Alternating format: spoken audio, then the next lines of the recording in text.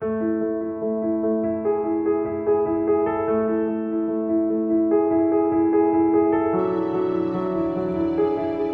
morning, good afternoon, or good evening, depending on where you happen to find yourself in the world at the moment, and welcome to QS in Conversation Live. I am Anton John Crace, and I'm the editor and program designer at QS Intelligence Unit. Tonight, on the very first episode of QS in Conversation, we'll be talking about student engagement in a digital world. I think at the moment, the only thing precedented about the times in which we are currently living is that we'll continue to use the term unprecedented in emails for some time longer. COVID-19 has put about half the world into lockdown, and higher education, like many other sectors, has not been spared. With most of our universities now forced to close their doors due to health and safety concerns, education is going online. But if you speak to a high school teacher who's had to confiscate a mobile phone, they will tell you that trying to keep students active and engaged in a brick and mortar classroom is difficult enough. Now that we are all at home, where distractions such as television, social media, or in my case, the fridge, are readily available, how do we ensure that our students are getting the most out of their studies? To answer this point, I'm joined tonight by Dr. Betty Vanderbosch, the Chief Content Officer of online training platform Coursera, Dr. Go Sun Ju, the Chief Futurist of Skills Future, the Singaporean government's movement to promote a culture of lifelong learning and pursuit of skills mastery and to establish a quality ecosystem of adult education and training in Singapore, as well as Alex Chisholm, who is the Chief Analyst of QS Quacquarelli Symonds. Before we proceed, the audience is as much a part of this as we are. So we have two things. We have a Q&A section where you can ask the audience, you can ask panelists rather, a question that you would like to have answered. If you see something, somebody ask a question that you would like answered, hit that thumbs up button so we know how to prioritize. But we'll also be asking you questions and several polls so that we can find out what your thoughts are and discuss those. So without further ado, with over 400 people from around the world joining us, I'd like to kick off firstly with you, Dr. Betty.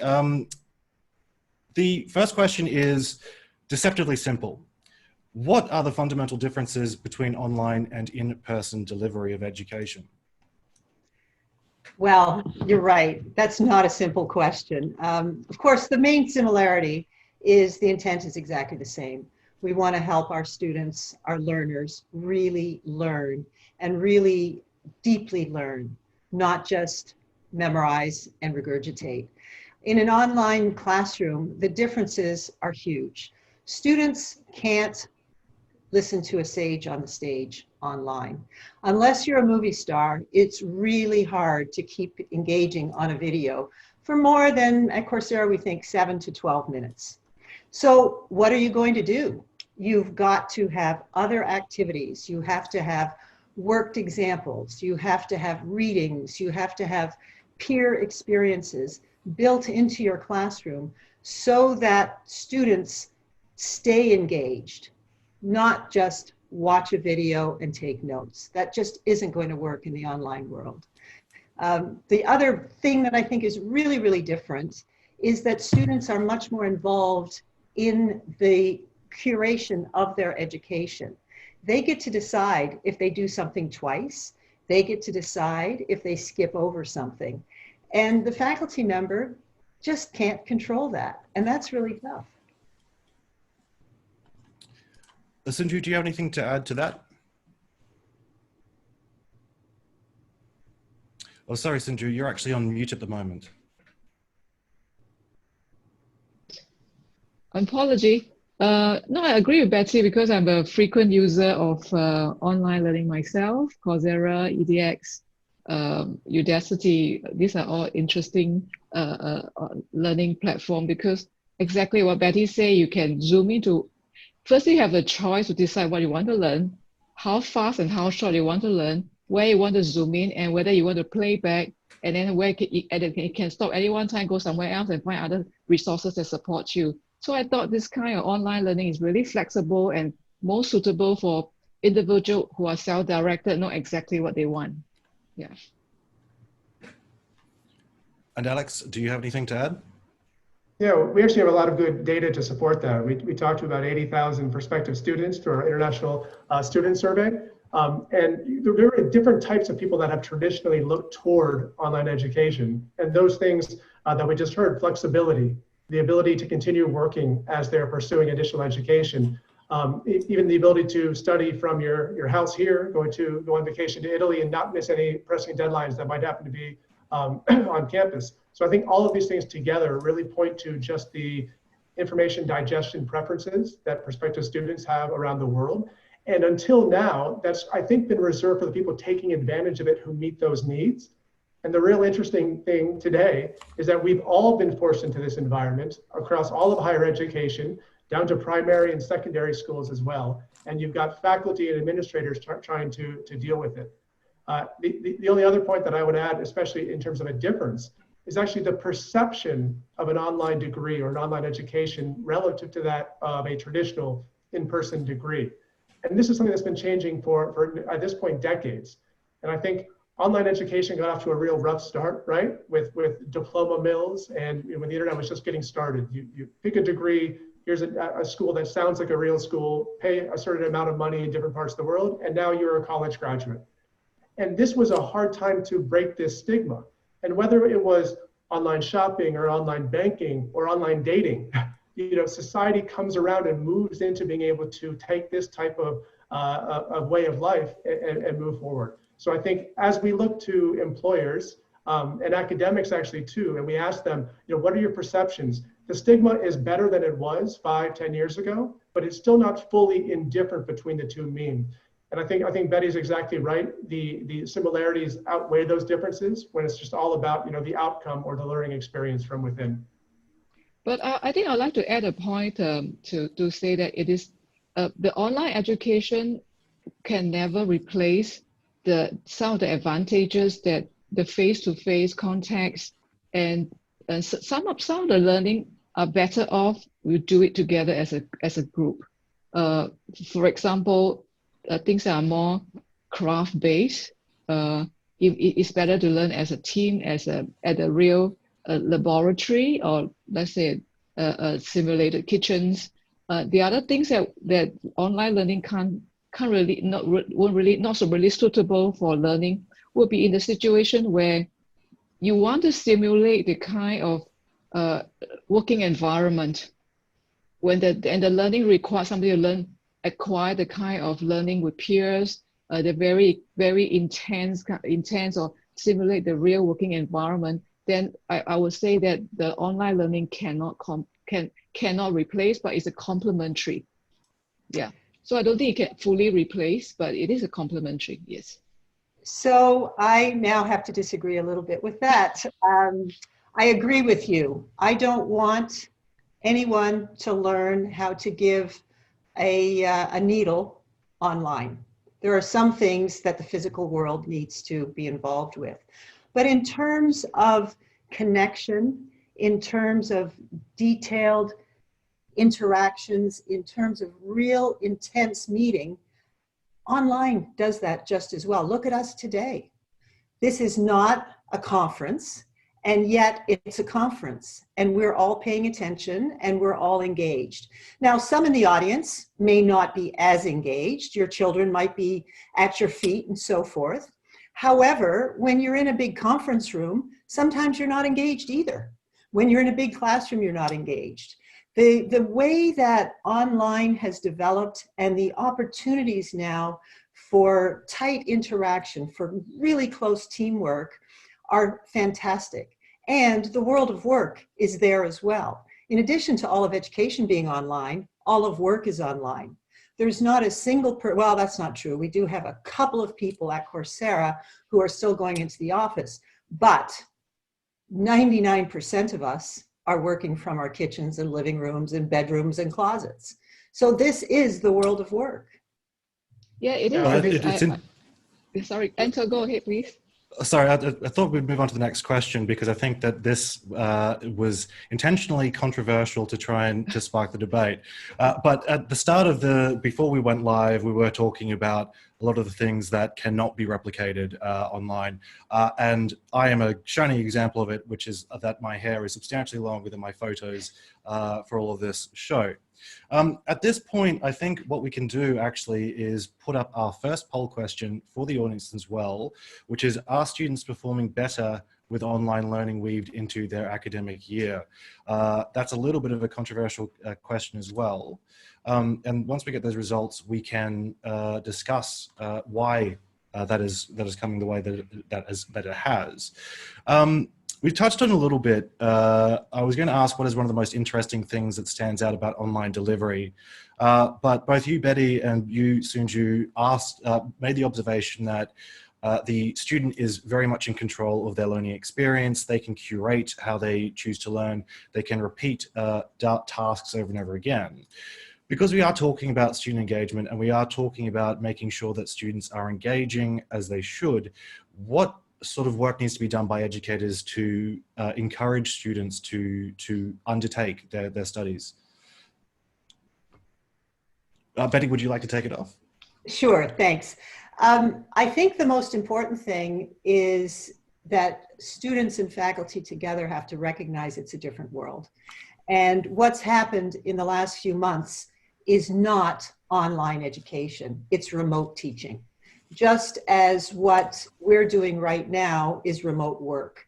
And there's a huge difference because in online education, the instructional design helps the faculty member put together a course that is engaging, that does help people learn more, that does really focus on what's required for a student to move forward. When you've got remote teaching, and I'm so grateful to all the faculty around the world who are teaching remotely, you're moving the sage on the stage and group work and whatever online. And that instructional design piece is missing. But with instructional design, you can have worked examples, you can have projects, you can have guided projects. There are all sorts of things you can do in your classroom to help students learn better than just watching a video. That's what's going to make the difference in helping students become engaged and stay engaged in their online classes. And you, Sunju? Can I get the question again? Yeah. The question was, do educators need to do more work in order to get students to actually engage with their online studies, given that the power really is being given to them to curate their learning experience? How do you make sure that they are? When I was at university years ago, I've worked in many group projects where everyone was supposed to pitch in, but they simply didn't. And now that there's less accountability, I suppose you don't have a teacher tapping or a lecturer tapping people on the shoulders. What needs to be done to ensure that students are remaining engaged? Yeah. I think what we can see recently, like what Betty has mentioned about, is called remote learning, or in Singapore we call it home-based learning. And we can see a lot of teachers or even higher education's lecturers are putting in extra efforts to look into the kind of engagement strategy, like what Betty mentioned, how to get students to speak up, how to get students to get involved in certain activity and not get drifted off. And it is not easy, but I think there are a lot of very innovative methods being applied. I kind of think that online is not as easy as face-to-face from time to time, unless you really have the kind of computer visioning AI to say that looking at our face, and then you can have an algorithm at the side of the dashboard to say that who is not paying attention, who is paying attention. So I kind of think that a lot of the learning design need to put into place, but some kind of learning analytics will be helpful, I would assume. Learning analytics to help the learning designer, the facilitator, to take a look at what's the engagement level at the moment in time, instead of trying to look at all the little tiny screens on the screen at the moment. Yeah. Well, that's a perfect segue into speaking to Alex, who is our analytics guy. Is there anything that from the many surveys that QS is undertaking, data points looking at that student engagement?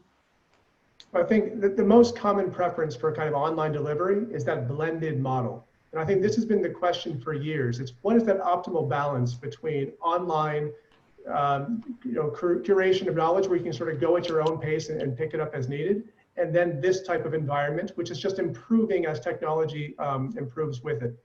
So I think those are the kind of elements that faculty and professors and teachers are working on right now. And a lot of it is trial by fire because they've never done it before. A big segment of the teaching population has actively avoided doing it, to the point where universities and business schools had to pay more money for them to do these types of courses.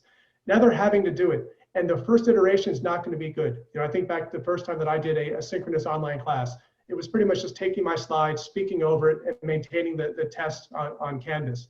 But over time, you definitely realize that because you cannot stare somebody in the eye and you're not fully engaging with them in that moment, you need to move from, I read a quote online that talked about face to face, you can be like a really good movie star, as Betty mentioned, and you can go around and you can just, you can own that room. You can lead, you can inspire, you can change perspectives, and you can leave and sort of clap on yourself on the back and move on. In the online world, it's much more about being a movie director, when you need to surface the right things at the right time to people that keep them engaged and move them along that learning process, whether this is a synchronous course or an asynchronous one. But as you know, Alex, the beauty of online is you can learn quickly. Every click is recorded. So if you have good analytics or you're working within a system, Coursera keeps track of everything. And we monitor everything that students do so that we can tell what parts of courses are more challenging, what parts of courses aren't working, when are people skipping over, what questions are they not answering correctly. And an individual faculty member knows that for their class, but we know it for the many thousands of students who take each one of our courses. And that helps us help the faculty improve in the places where improvement will make a difference. Right, and that's what I love about those opportunities. And I remember when Coursera and others first got started, I was at a conference arguing for the value of MOOCs and stackable credentials. And someone from a university said, no, this is not good. This is not as good education. The learning outcomes are not going to be the same. And only 5% of people are even completing these certificates. And then I had to say, but 5% of 30,000 or 5% of 100,000 is more than this university put through in the last decade. So it's very interesting to look at. Yeah, if I have a wish list for Betty and Alex would be, the kind of learning analytics shouldn't be kept internally by the providers like Coursera of the university or by QS. It should be, and not just shared with the course owner, it should be shared with the students, the learner as well. Because how far am I faring compared to others? The others finding this part difficult, because sometimes let's say we really find that this portion is difficult. How many percent of the learners experience same kind of difficulty? So these are things that I think will be timely analytics to provide feedback to the learner will be most useful. Yeah, that's my wish list. Yeah, I'll make a note of it. I think it's a great idea. I think we're about to broker a deal. This is great. We've just finished our first poll and talking about student performance.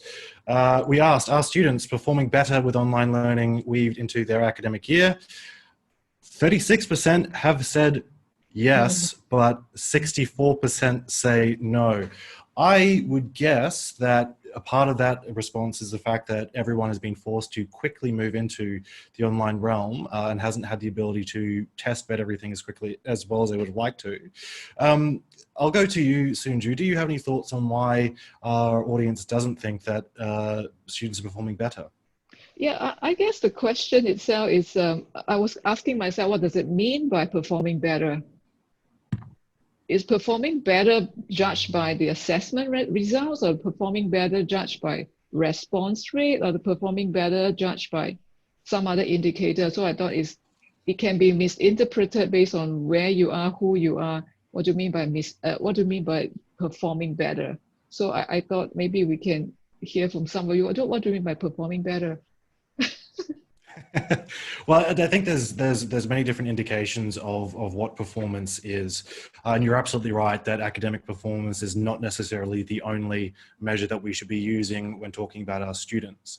So, in some ways, the question perhaps didn't hit the mark as well. But assuming that it was, people think that the academic performance or the academic output is not better than it was previously. Do you have any comments on that? Okay, I will try to use a case of how I observe. How my two boys are in the university, and because of this pandemic period, they are all back home, and I saw how they do their homework, so-called assignment and tutorial. Is that they have WhatsApp, they turn on Zoom, and they can discuss things on their own, and they're able to submit a project on time. So I'm not sure to what extent, what do we mean by not performing better? Is it because the response rate is not so good, or their submission is not good enough, or is it not timely, or the kind of quality submission is not there? So I tend not to, since I'm not teaching in the university, I tend not to want to jump to a conclusion. Why did the audience actually say so? Perhaps later on during the Q&A, somebody can share some of their viewpoint. Betty, I can. I yes, can see that people Anton are trying to raise their hand as well. We won't go to people to add in new speakers, but yes, please use the Q&A section to provide some further responses that I can read through them and pass them on to the speakers. But yes, Betty, if you have any observations, please. Yeah, I do. I think that when you don't know online and you're thrown in and you're not a self-starter and you're a big extrovert, it's hard. It's hard to switch over. And I think when folks are talking about perform better, it's a two-way street. And I think the faculty are challenged because they don't get immediate feedback as they do in a regular classroom. They may get some in a Zoom lecture and so forth, but it's not the same as in a traditional classroom. And the students also have to have a little bit more oomph at the outset because they're faced with these courses that are remote learning rather than online education. So it's not surprising to me at all that people are not learning as well. I think that the construct is a little bit askew, because if we were comparing a well-designed, thoughtfully curated online course to a well-designed, thoughtfully taught traditional course, you'd end up either about the same or, hardly different at all. But we're not comparing apples and oranges today. I think that's what's going on. And Alex, anything to add to that? Oh, sorry, you're on mute at the moment. Yeah, the first thing I would say is the question, about the same wasn't an answer. And I think, thinking that it's going to be better right away is probably foolhardy anyway. But even more importantly, because this is going on right now in a crisis where people have so many other concerns, the idea that your learning, peak is going to be there right now, I think is also unlikely. And finally, the people that are being brought into it didn't sign up for that. So there's a level of kind of angst against, this is not what I paid for. In parts of the world, we're seeing students proactively saying, give me either the online tuition price for this or cut this because this is not the experience that I was expecting coming into the program. So I think really it's just a matter of time, and it really depends on, what is that student segment we're talking about. For working professionals right now, I probably think, it's not nearly as big of a deal than that core younger undergraduate audience that still tells us, at least through our surveys, that they want the ability to be on campus, have facilities at the university, meet friends, and do things of that nature. Absolutely. Now, the next question I have is, I've been doing some work looking at online MBAs. QS has just released their online MBA ranking as part of that. And one of the things we've discovered is that there are different methods of delivering online education. Some do synchronous programs, others do sort of record, set and forget almost. The question I have, I suppose, is there a one-size-fits-all approach that can be taken to online education? Or are there segments that, for example, the older professional needs to have something that is a little bit different to the younger person? Are there things that perhaps work better in an Asian context as compared to an American context? Are there any observations that anyone has on that? Betty, you want to go first since you're 100% online? Yes. There is not a one-size-fits-all. There's not a one-size-fits-all in traditional education either. We have, in some disciplines, a one-size-fits-all, but it doesn't fit everybody all that well. And the beauty of online is it doesn't have to be one-size-fits-all. Because as we talked about earlier, the student is at the center. The student decides what works and what doesn't work for them. They spend time where they want to, in the way that they want to. And I think it's really important to recognize that you have to follow the student rather than say, okay, everybody's going to do everything exactly the same way. The best way for an online course to be created is for students to have the opportunity to listen, to read, to practice, and work on exactly the same material in those three ways, because different learners prefer, it's not that there are learning styles that are superior or anything like that, but people have preferences. And online enables you to work with those preferences. One thing that we've recently started at Coursera are guided projects. And what they do is they have a faculty member at one side in the screen showing you what to do, and then you can stop the screen and do it yourself in exactly the same frame. The beauty of that is you go as fast or as slow as you need to really incorporate your ideas, your understanding. You can go back, you can go forth. That's why one size doesn't fit all, because we don't have uniform students either. Yeah. I just want to take us a little bit out of the so-called online educations to just talk about online learning. If you look at online learning, and if you just go and look at Google Trend, YouTube actually is the biggest learning platform where people of any age just go in and quickly learn something, from programming to particular topics to arts to cooking, anything. So if you look at online learning, I would say that it is pretty pervasive, but we need to have certain level of digital literacy in the society, in the community. Therefore, but if you come back to really about online educations, there is about a serious learning about particular courses. I definitely think that it is not as pervasive as we want to see, and the current way of doing it, it tends to be easier to take up by the younger generations. That means the digital native people below 25, 29, they just swim into it with no issue at all, because there are no issue with clicking and trying to add all the buttons. And the older generation, let's say perhaps people of 40 and above, we come from age whereby we still have textbook, and we tend to read the traditional long form. Then the kind of adjustment they need to take to say, do I want to go on full online course, asynchronized, synchronized? It will be quite different, because I think asynchronized tend to be more lonely. You really have to be very driven to want to get to where you are, whereas synchronized is different. You know, they log on the course, you may have 40, 100 people at the same time going together. So I tend to think that it cannot be one size fit all. In fact, we have to really study analyze and learn about the learner's persona very carefully, not just by age, but by interest and the kind of background they're coming from. Yeah. Now, I happen to know that Alex is an expert in online education. In terms of the data that you're accruing, are there methods that are working a little bit better than others? I don't know about expert, but what we see is, especially on the business school side, the balance between synchronous to asynchronous is being used to differentiate these programs in the marketplace. So some schools are very proud of saying we are fully asynchronous. We don't want any undue burden that you can't do from whatever few hours you have at night after your kids go to sleep or after your conference has ended. And then we have people that say, you need that in-person component, and a lot of ours is sort of meeting that blend. I might be biased. I did an online MBA years ago that was 5 weeks in person and the rest was all online. And I like that balance personally, because you got to know the people you were going to do a lot of group work with, which made this a lot easier.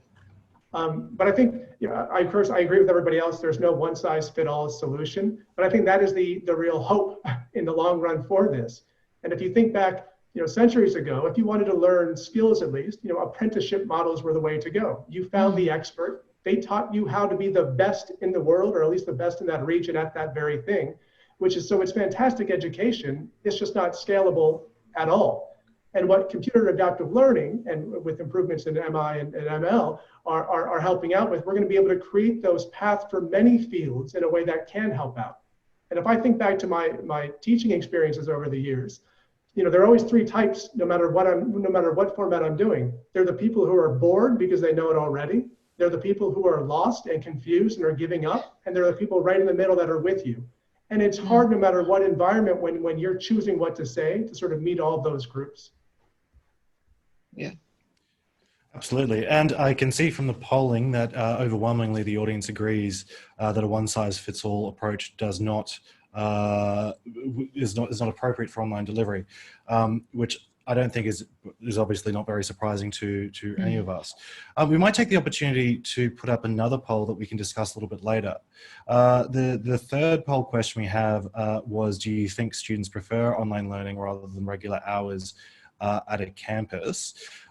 As we let people answer those questions, I also thought that we should take a question from the floor. The first one that's come up is, some students will not unmute their video. How will we know the student is listening or not? And that comes from Himaju Muriala. I apologize, I got that wrong. I can't see that clearly, it's very small. I suppose, we'll go straight to you, Betty. How do we know that students are listening or not? We don't. And we also don't know in a traditional classroom. People can look like they're really engrossed and they're thinking about what they had for lunch. We don't know. And it's our job as educators to do the best we can to encourage them. If you are compelling students, yes, we compel 6-year-olds and we compel 12-year-olds, but once someone is an adult in university, you just have to influence them to learn. You can't force them. And Sunju, any comments on that? No, I fully agree. I think that is I guess the question may be asking from an educator's perspective is, am I doing my job well? Are the students really learning?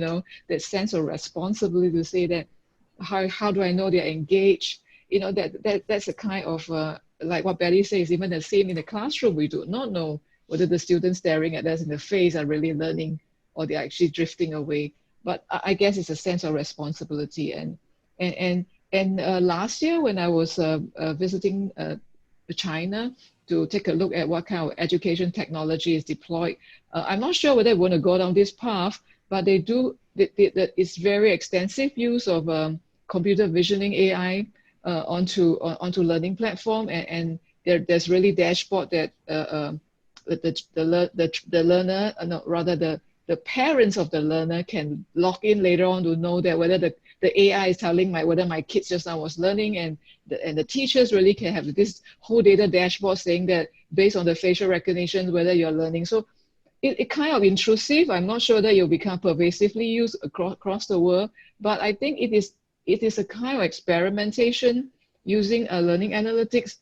Well, I think it will be a lot of debates if we were to say that, well, let's try some of these in the Western world. So I'm not sure that whether that's helpful at all, but it is a practice I've saw in Beijing. Yeah.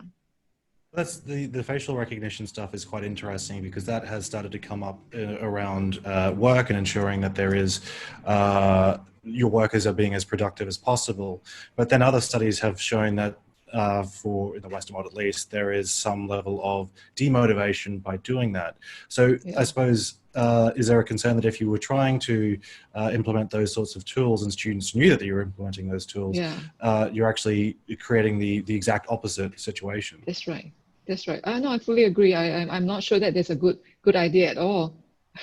Yeah, there may be other way to look at to ascertain learning engagement, ascertain the kind of how student fare. Typically, I noticed like Coursera's will be a pre and post kind of survey questions to ascertain whether the learner is, how they find this particular, is it the level of difficulty, the level of interest, and do they want to deepen their engagement. That's some of the survey that, isn't it, Betty, that's typically encountered on online. That's one way, but I think one of the best ways to assess learning is to look at learning products. If a student creates something that they then have as a tangible result of what they've learned, they can now do something they couldn't do before, and they have it, they can see it. That is when real learning happens. I think we have to recognize that recall and knowledge are at the lower level of learning. What we want is the ability to apply, the ability to use what you've learned in a particular circumstance that might not be the circumstance in which you initially learned it. And that's why we're so strong, and I'm personally so strong on the concepts of labs and projects and artifacts of learning. That's what's going to help students see that they're moving forward. You know, at my previous institution, we had what we called a competency report, where students could see not just that they passed a course, but what competencies they learned within that course. And at Coursera, we do much the same thing. We have skills, and we have ways to help students understand what skills they've learned, and then artifacts to support that learning. That's how students know they've learned. And that's what, for me, would be very engaging. And I hope it is for most of our students as well. When you see that you've accomplished something, when you see that you've learned, you want to learn more. Yeah, it's a very similar concept. In Singapore, under the SkillsFuture agency, we do try to help the education and training provider to articulate what kind of skills would the learner attain upon completion of the course, and that the kind of that will help the learner to choose a course accordingly. And upon the completion, let's say, as like rightly you say so, with the completed artifact, or we call it portfolio, the individuals can actually put it into their a skills portfolio, individual skills portfolio, and that is on top of what they can talk about in terms of the credential, not just about a credential, the skill set as well. I think that's quite important to be able to pinpoint the skills you attain through a particular learning process. Yeah. Yes. I'm on mute. I finally did it. I knew I was going to do it eventually. The poll, do you think students prefer online learning rather than regular hours at campus?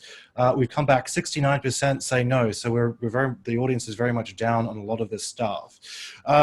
This is a perfect segue to speak to you, Alex, because QS has been doing an ongoing survey of international students around their thoughts on the circumstances because of COVID.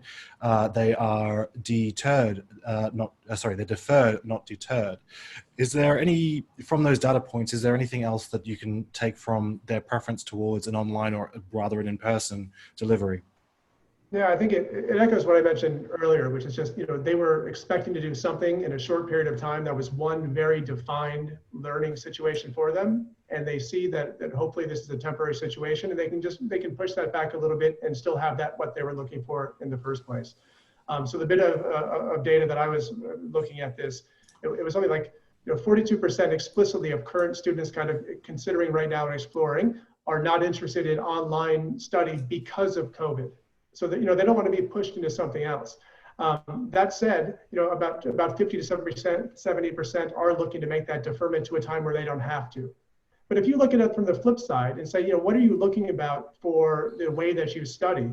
I'll go back again to the hybrid nature of their design. They're looking for blended learning opportunities. And I think what this is going to do, this crisis, is just going to make those blended learning opportunities better to the point where that blended percent grows over the next couple of years. Mm. I think it really depends. Throw out just one more stat. Yeah. Well, I'm on a data roll here. But the question that we asked faculty, and this is to Betty's point, and we said, what is the optimal percent of your degree that can be effectively taught online? And overall, it was just around 45%. So, only about half. But there are huge differences here at both level of education and degree type. So the needle, the IV example for medicine and for architecture, that was down around 25, 30%. When we're looking at computer science and most business studies, that's up around 70, 75%. So a lot of it depends on the nature of what you're learning. And I think when you look to Coursera and others when they first started, it was that computer science business that was really driving growth early on because they were more translatable with the current technology. No, I just want to add on to a point to say that if we look at education broadly, education is never about just learning a content, about acquiring a skills. It's about the fact of going to a campus, even for people like ourselves who decided to, let's say, pick up a graduate program, a post-grad program to do another master or do a PhD. A lot of time it's also about the networking you want to create, the network of people we want to know, the beyond the knowledge. And then I think learning is definitely social. And so we can't say that everything definitely can be online. I think under circumstances like COVID, we have no choice that we have to take away that kind of learning as a social activity to using technology to facilitate, which is what we talk about, the kind of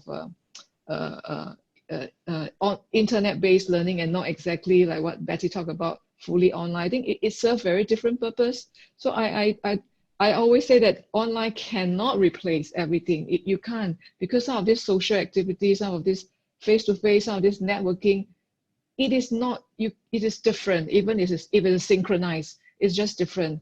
Although we meet each other online, like Alex and Betty, it's different. We can sit down and have a drink together, you know what I mean? Of course, but I would argue though, that it's different for a 65-year-old versus a 40-year-old versus a 20-year-old. So a 20-year-old of today who is much more likely to form real relationships online that they view as quite authentic, it will facilitate this type of learning being a meaningful experience for them. Yeah. But I think I would still prefer have a gin and tonic with Alex and Betty, face to face. We would all prefer that, yeah. Oh, yeah, Betty, and Anton too. Thank you. Betty, do you have anything to add to that point as well? Yeah, I think what's important to remember is that there are aspects of learning. And yes, isn't it wonderful that some folks can go to a campus, can live in a dorm, can do all those wonderful things associated with going to university. However, education is about accessibility as well. Mm-hmm. And not everybody gets that. And I would much rather a student have a well-curated online experience than no experience, or than an experience with a faculty member who doesn't want to be there in a classroom with 1,000 students, with 1,000 other students. There are real choices. And then once you become an adult, you want to learn your entire life. And yes, Google has a lot of learning opportunities. And I think that there are also wonderful learning opportunities in the 60-year curriculum that by their very nature need to be online, because as adults, we can't always get to campus twice or 3 times a week. So I think it's a combination of accessibility and the need for lifelong learning that enables online. I'd also like to talk, this isn't exactly on point, but I'd also like to talk about the stacking of credentials, the building of skills over time, because that's also something that's facilitated by online more easily than it is in a traditional environment. No, I fully agree with Betty about accessibility, is especially for remote places, for countries or geographical locations where going to a campus is impossible or too far or luxurious to do so. And then I think internet has really enabled in fact, democratize. Everybody can, if once you can access to internet, you can access to learning. And then I think that's the beauty of it. And in fact, we should champion for that. Yeah, but yeah, I know I do agree with you. We should always constantly push for this on accessibility issues. But if let's say not everybody is still accessible to internet, or even whether they have the literacy level to access this kind of learning online, I think that's something that we need to continue to work on to ensure that we talk about equality and nobody got left behind. Yeah. Absolutely, and that's one of the UN Sustainable Development Goals as well, the access to education. We'll move on to another poll question, which is, have universities successfully implemented online learning into their curriculum during this time? And at the same time, I'll go to another audience question, which I think fits quite well into it. It's directed at you, Betty, but I think everyone can answer to this. It's, what are good tips to help faculty adapt to the online environment and create engaging courses with their students? I believe this is where the faculty are struggling, as you said, about the anxiety of everything that is happening in teaching online. So what are your tips, Betty? I think the number one tip is to be comfortable not being in control. That's hard. Like, you know, as parents, we love to be in control as well. But once you recognize that you are not in control, you're facilitating, you're not the sage on the stage, you're the coach on the side, everything will get easier. So it's an attitude as well as particular tips for what works and what doesn't. Once you've got your head around that, and that's the hard part, as I just said, then you should really think about what the options are. Where can you get materials from? You don't have to be the person who is creating a video. There are lots of really, really good videos around. You know, at Coursera, we have thousands and thousands of videos by experts. You can pull them into your classrooms. You can use what's already available and curate, just as you used to curate a textbook. Right? People curated textbooks all the time. You didn't have to read chapter 4. We took 2 texts and we pulled material from them to create the curriculum that's appropriate for us. If you use that model and think about it in terms of content rather than reading, you can create a very exciting course for your students. Now, it'll probably take you the whole summer to do it, but if you're a good faculty member, you would be doing that anyway for your lectures. Sunju, do you have anything to add to that in terms of how to I think adapt? the Betty is right. It's not easy for, it's like any job content or the way we work are changing rapidly. I think similarly for academic, it's the same. And technology is a new tool. It's not taking away our role, but how do we best use it? It's just like more recent, in this recent few months, you can see that none of the technology that are available and used by teachers or used by academic or anything super computer. And that's nothing. It's actually very simple things like a Zoom. You know, some are using even innovative enough to use some kind of live stream. And you can say that, and WebEx, and all these are something that's so simple. It's just readily available technology, just plug and play, and there's nothing threatening. I was just discussing with my team the other day that, hey, none of the learning management system are being featured during this time, because learning management system, like many other brands, kind of locked into institution base. It is not there to really facilitate a lot of immediate turn on, and you can do webinar, you can do recording, you can do poll like this, and Zoom is even not a learning management system.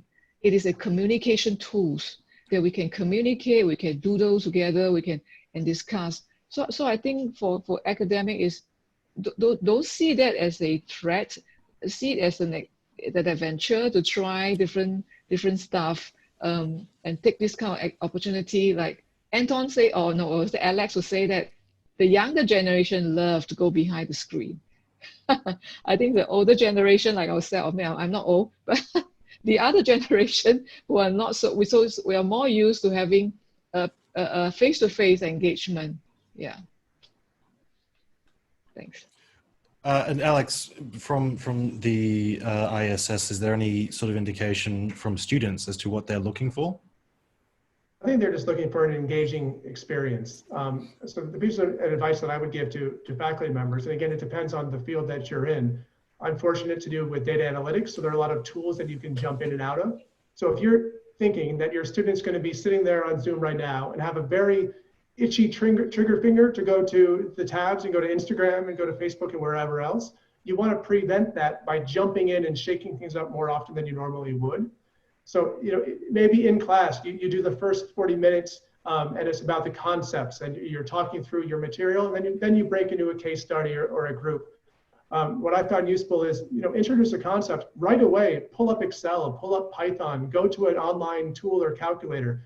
Not only does that expose them to the practical tools that they're going to be able to use to build their artifacts, as Betty mentioned, it just keeps them kind of with you as you're hopping around. Now, I can see from the poll, it is pretty much split. 51% have said yes. Universities have successfully implemented online learning into the curriculum during this period, which I think would probably be an indication of the individual institution as well. Now, I want to change it up a little bit to, I suppose, a little bit of a sillier question, and I floated this earlier, but there is, let me just get my question up, sorry. There is a lot of studies that are talking about working from home, and that there's recommendations that you should be dressing up like you would to the office, because doing so gets you into that right mentality. Do you have any recommendations, or do you normally recommend that learners dress up as if they were going to an in-person class rather than wearing pajamas, for example? Or is this something that we don't really need to worry about? And I'll stick again with Betty to answer that question first. So it's personal. You know, as we talked about earlier, you always want to dress for the job you want rather than the job you have. But at the same time, you know, putting on perfume when you're at home, I'm not sure it's necessary. I think that we all have to be comfortable, and we have to recognize that in this environment, things are complicated. You know, you're cooking dinner, you've got a child, things are complicated. And if you're comfortable, great. If that is important for you. I don't think it's what you wear that determines how well you think. At the same time, what you wear will have an impact on what people think of you. And that's what you've got to be thinking about online as well as when you're face to face. Do you have anything to comment on that as well, Sinju? Yeah, I would think that if you are going for class and the class require you to turn on the video, you jolly well dress up properly. When I say dress up properly, it's respectfully, at least a proper t-shirts and not really a pajamas, unless your pajamas is a t-shirt, you know. So I think it's a form of respect coming to class together. Yeah, definitely you have to dress up appropriately, I would think. I do ask the question as well because I interviewed one university that said that they do actually require their students not necessarily to wear a suit to their online classes, but to wear business casual, so that it gave the, it was an MBA course as well. Okay. So it's quite interesting. I suppose I'll go over to Alex if you have any insight on this at all. Yeah, I think I would definitely choose comfort over formality at this point, but I completely understand the cultural issues in some parts of the world, or the perspective. But I think one wrinkle that hasn't been brought up yet, if you're doing synchronized teaching, and it's always been that way, you're likely to have people from all over the world joining your lectures. So it's not uncommon to have somebody waking up at 4 a.m. to take a course in Australia if you're teaching at evening in Europe, and you've got people sort of early in the day on the west coast of the US. So because of that, I would be even more flexible. And as long as someone's not wearing something that's really distracting the other people, I think we're probably in a pretty good place. Yeah. We're quickly running out of time. So I want to quickly put up the final poll question, which is, will online learning play a larger role in education once in-person delivery resumes? And while we give the audience a bit of time to respond to that, I also wanted to go to another final question from the audience, which this has actually come up in another panel that I hosted. Do any of the panelists have comments on assessment online? And I think I'll go to Sunju first on this one, because the whole purpose of Skills Future is to have those quantifiable outcomes. Are you talking about how to do online assessment? Yeah. So what often comes up is this question of invigilation. You can easily, for example, there is a part of my screen that you cannot see, so I might be able to look off and have those answers, the answers there, or be able to cheat. Is there, or alternatively, you could just have saying that you have a credential that you don't have. So do you have any comments on the integrity of that? I thought there are two parts to the kind of, one is assessment design. The other one is really about, can technology really authenticate, prevent people from cheating? I think those are two quite separate issues in assessment design. And I would think that typically when today, we look at today first before we say that maybe in future whether there's 100% online. I really don't think so. In today's world, if you look at university educations, typically we will not have the whole course grade based on one particular assessment as online. You would have designed it accordingly to say that maybe it's a summative one. It's a formative one that you collect your grade along the way as you do different assignment, different stages of assessment. So how important, how much weight is put on to the online assessment? It all depends. And we have seen some online assessment is they do have, first is authentication. Secondly is how many trial do they let you try and trial? Of course, there are always smart people who decided that they will on and off. They know exactly how to capture the question before the system was set in and say you cannot flip backward and flip forward. There will always someone else who want to cheat. So I think let's come back to the second part about, can the system actually prevent students? I think the technology will keep on enhancing. As a student break the rules, there will always be a way around to counteract that, but the student will always be smarter again to think through how all the gaps. At the end of the day, is depends on the kind of assessment design, which I talked about earlier on, is the kind of design, the questions that allow people to discuss and allow people to have a standard answer, or actually there's no standard answer. I think there's a lot of this kind of considerations, and there is definitely some risks involved to say that, how can I authenticate? And that's the kind of same issues that we are trying to think of the way to better do it.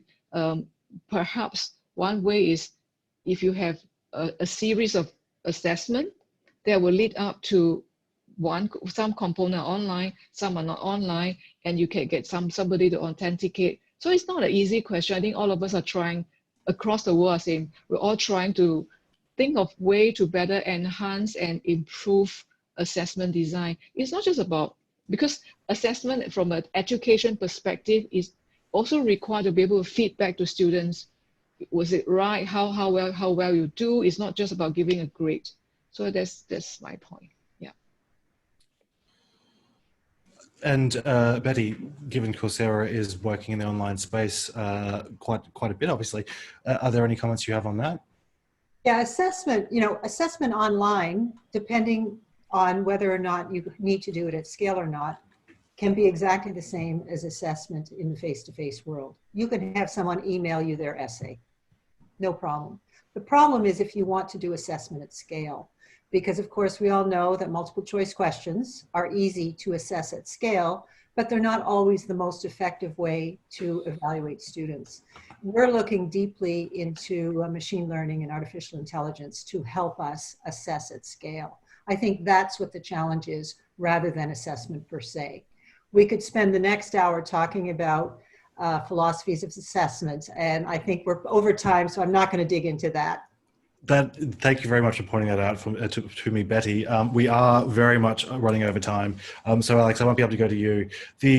Will online learning play a larger role in education once in-person delivery resumes? The answer is overwhelmingly yes, of 92%. However, quickly in 30 seconds, what is the main takeaway points that you think that everyone should bear in mind when we're talking about student engagement in a digital world? I'll start with you, Alex. I think for this one, the biggest change we'll probably see from COVID is just an acceleration to more online elements being woven into traditional curriculum. And from a university perspective, in terms of serving this up, it's helping faculty as quickly as possible get their content into a form that is beyond just PowerPoint slides and voiceovers, into ways that really engage them throughout the entire curriculum. And Sunju? Yeah, like Alex said, the COVID has accelerated a lot of innovations. And I think we should take advantage of this opportunity to ask ourselves, the technologies are there, how can we better enhance learners' experience?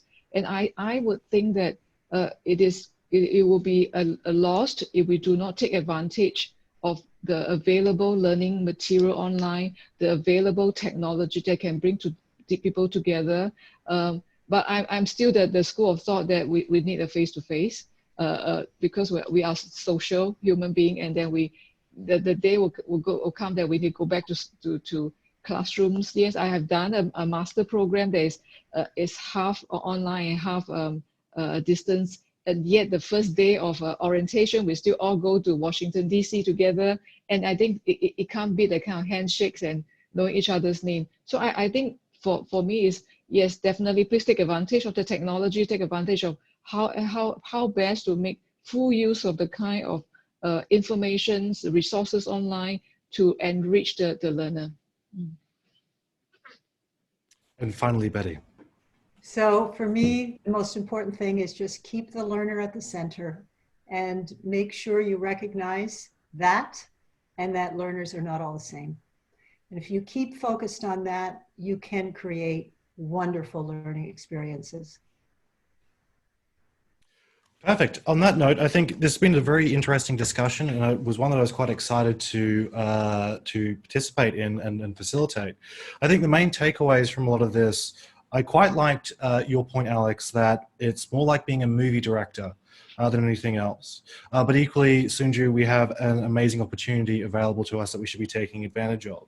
And also that from Betty, that there really is not a one-size-fits-all approach, and that we should be ensuring that we are doing online delivery, not remote delivery of education. On that note, thank you very much for joining me, Betty. Thank you very much for joining me, Sunju. And thank you very much for joining me, Alex. And thank you very much to the audience for joining us for the very first QS in Conversation. We will be back again, however. It won't be back in this format. We won't be back in this format for a little while. Next month, we'll be doing the EduData Summit series, which you can sign up for. We'll be looking at several topics over the course of several weeks. So make sure that you go to the website and find out more information for that. We'll email you those details as well. Thank you again for joining us, and have a good rest of your day.